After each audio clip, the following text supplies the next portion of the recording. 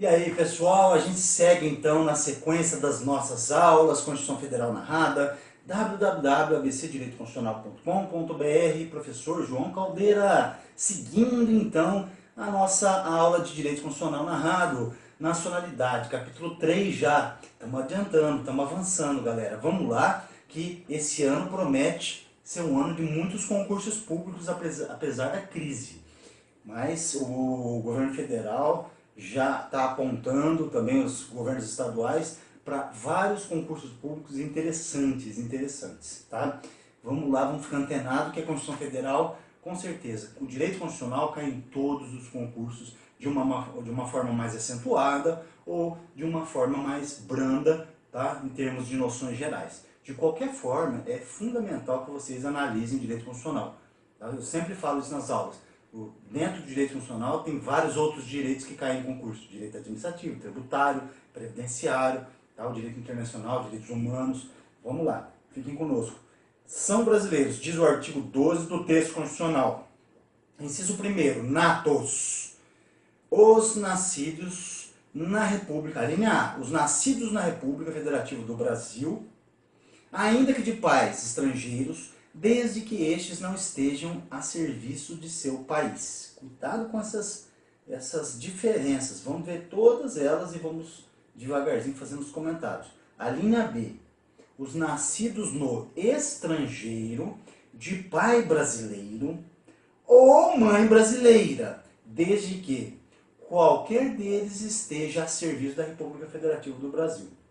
A linha C, terceira hipótese. Os nascidos no estrangeiro de pai brasileiro ou de mãe brasileira, desde que sejam registrados em repartição brasileira competente ou venham a residir na República Federativa do Brasil e optem, é a condição da opção, em qualquer tempo, depois de atingida a maioridade, pela nacionalidade brasileira. Tá? Essa redação foi uma alteração da Emenda Constitucional 54, do ano de 2007. Então a gente segue na sequência, inciso 2º, tá? Vamos fazendo um gancho com a outra aula, a aula anterior.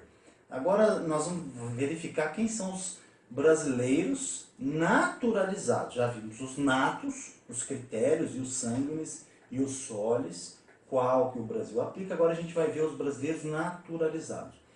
Naturalização é aquisição de nacionalidade.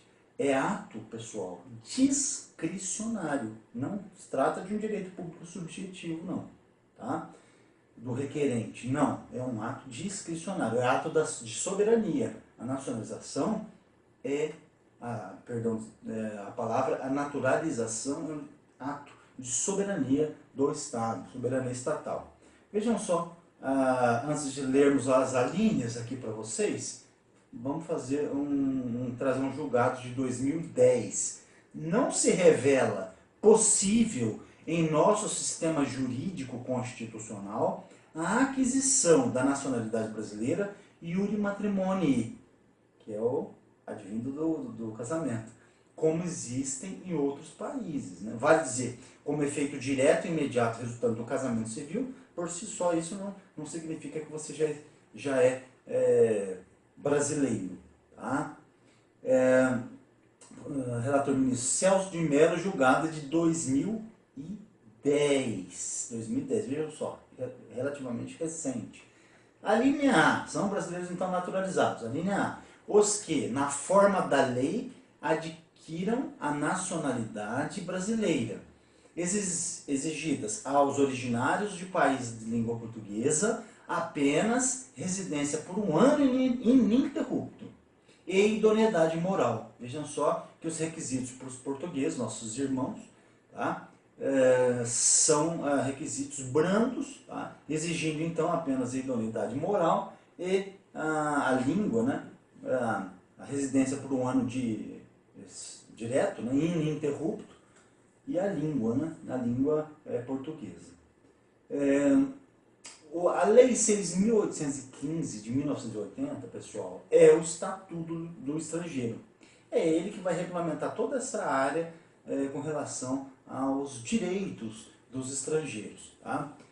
A maioria dos dispositivos, porque a lei é de 80, a Constituição Federal é de 88, a maioria dos dispositivos do Estatuto do Estrangeiro foi recepcionada. A recepção a gente vai estudar também mais para frente, recepção, tá? É uma conceituação técnico-jurídica que significa que a lei posterior, no caso a Constituição Federal, ela aproveita a legislação anterior. Se houver aproveitamento, se for compatível com o texto constitucional, a gente fala em recepção, ok? Vamos lá. Dos países de língua portuguesa, então, existe 1 ano e idoneidade moral, são os 2 requisitos. Tá? Naturalização ordinária, Estatuto Estrangeiro, então, é a lei que nós falamos, é a naturalização reconhecida àqueles que apresentam um pedido comprovado de ter residido no Brasil durante 1 ano ininterrupto, ser originário de um país de língua portuguesa, né, ele vai ter que apresentar toda essa documentação, e que tem idoneidade moral. Preenchidos esses requisitos, deve ser requerida ao Ministro da Justiça, né, Ministério da Justiça, e a concessão ou não da naturalização é um ato, como nós falávamos já, é um ato discricionário, porque é ato de soberania estatal. Tá? Não se fala em direito público subjetivo do requerente. Aqui nós trouxemos para vocês, só para vocês terem uma ideia rápida olhada, do artigo 112 do Estatuto. Tá? Então vejam só, são condições para a concessão da naturalização, só para a gente deixar mais claro para vocês. Inciso 1º, a capacidade. Inciso 2º, ser registrado no Brasil como permanente. 3º, residência contínua no território nacional, pelo prazo mínimo de 4 anos imediatamente anteriores ao pedido de naturalização. Ler e escrever a língua portuguesa, consideradas as condições do naturalizando. Exercício de profissão ou posse de bens, suficiência à manutenção da própria família, bom procedimento, inexistência de denúncia, pronúncia ou condenação, que é a idoneidade moral, né? A boa saúde. Parágrafo 1º, não será exigida a prova de boa saúde a nenhum estrangeiro que residir no país há mais de 2 anos. Tal. Parágrafo 2º, verificada em qualquer tempo a falsidade ideológica ou material de qualquer dos requisitos exigidos nesse artigo ou nos artigos 113 e 114 desta lei, será declarado nulo o ato de naturalização sem prejuízo das ações cabíveis, né? Penal, por exemplo. Parágrafo 3º, a declaração de nulidade a que se refere o parágrafo anterior processar-se-á administrativamente ao Ministério da Justiça de ofício ou mediante representação fundamentada, concedido ao naturalizado para defesa o prazo de 15 dias. Tem que dar toda a processualística também que vocês precisarem, tem no Estatuto do Estrangeiro. Cai, difícil. Cair o Estatuto Estrangeiro é mais raro em concurso. Não é que não possa cair. É preciso verificar se está no edital. Se estiver, dependendo do que vocês forem fazer, aí será necessária, pelo menos, uma olhada aí objetivamente na lei. Tá? Não há necessidade de vocês comprar livros doutrinários, tá? Para a maioria dos concursos a respeito do Estatuto. Basta saber as hipóteses constitucionais de brasileiro nato e naturalização. Né? O que tem caído também são as condições, né, para a naturalização, os requisitos relativamente aos portugueses, enfim. A linha B, e os requisitos constitucionais, né, as hipóteses constitucionais.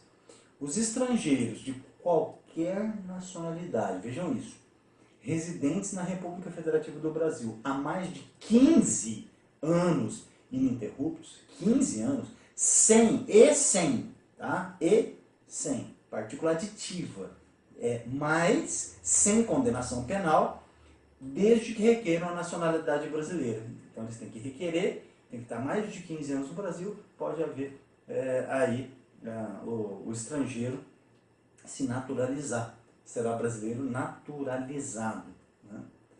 Bom, vamos verificar aqui com vocês um julgado de 2012, relatora ministra Carmen Lúcia. Vamos ver aqui relativamente ao requerimento da aquisição da nacionalidade brasileira.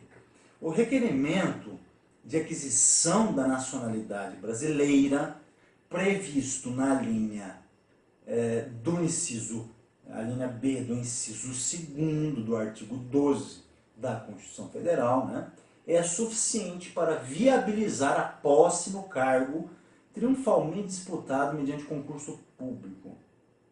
E isso quando a pessoa requerente contar com 15 anos ininterruptos de residência fixa no país, né, no Brasil, sem condenação penal.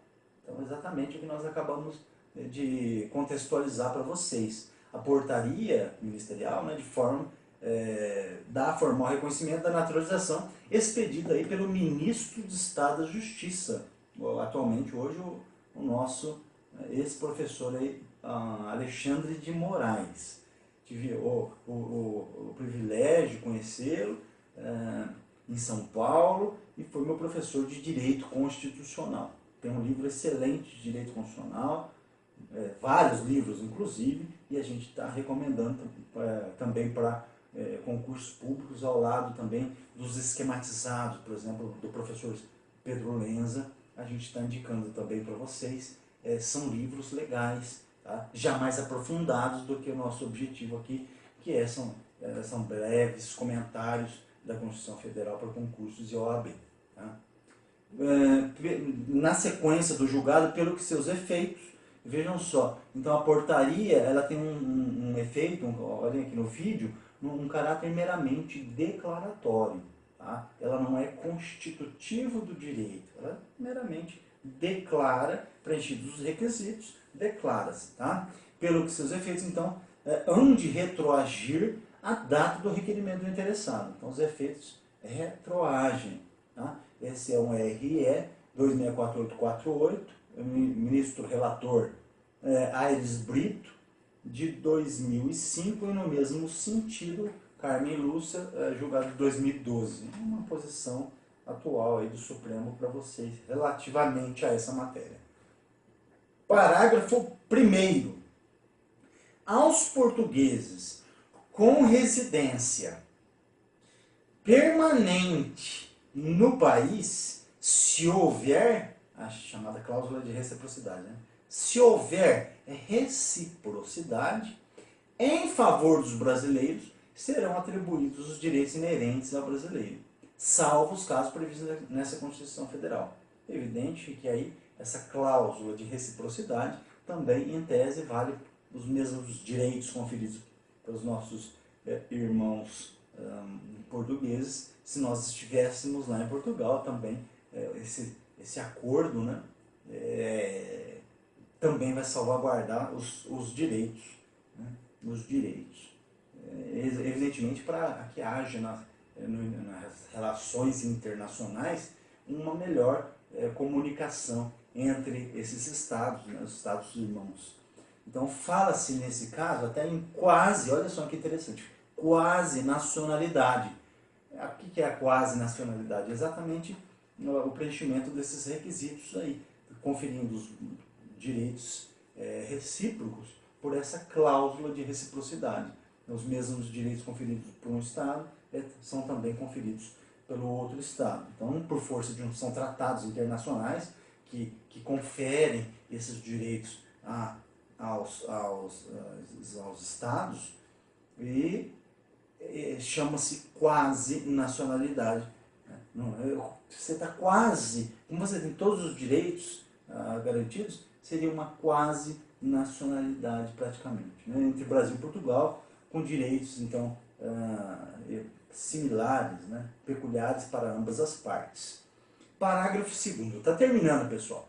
A lei não poderá estabelecer distinções entre brasileiros natos e naturalizados, salvo nos casos previstos nessa Constituição. Então, a gente vai ver que isso aqui não cai, despenca em concurso, sempre está caindo a questão da diferença de tratamento jurídico constitucional no nosso ordenamento jurídico com relação a brasileiros que são natos e naturalizados. Tá? Então, a regra é que não deve a lei estabelecer distinção entre ambas as categorias, nato e naturalizado, a não ser nos casos de exceção que o próprio legislador constituinte excepcionou e declinou, que é o que a gente vai ver já já com vocês. Isso é importantíssimo para concurso, sempre cai, quando não cai num concurso, cai no outro, tá? E é exatamente o texto de lei que cai.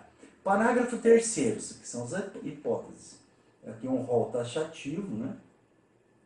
Que é exatamente o que tem caído nos concursos. Então, são privativos de brasileiros nato, os cargos. Quer dizer, são 6 hipóteses onde existe esse descrime inconstitucional. Tá? A própria Constituição Federal ela estabelece a distinção do brasileiro nato e naturalizado. Alguns cargos, e qual que é a razão? Se perguntarem para vocês, mas qual que é a razão disso, nato, naturalizado? Não é a mesma coisa? Não. Alguns cargos, por razões de segurança jurídica, alguns cargos, por exemplo, presidência da República, né? O cargo de presidente da República, não poderia aí ser concedido a quem pretendesse